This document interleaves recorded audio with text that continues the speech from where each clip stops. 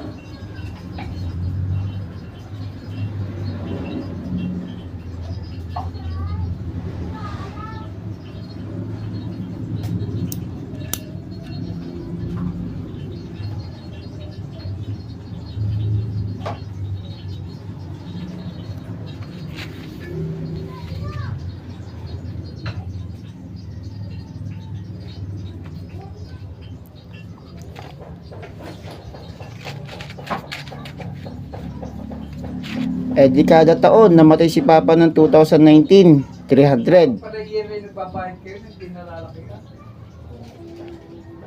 And ang ginawa ng 2024, ginawa 600. Malaking patong nun. Di sana biniyaran na ng palansana ng ganun kalaki na 300 na lang ang taon-taon. Ayun nga.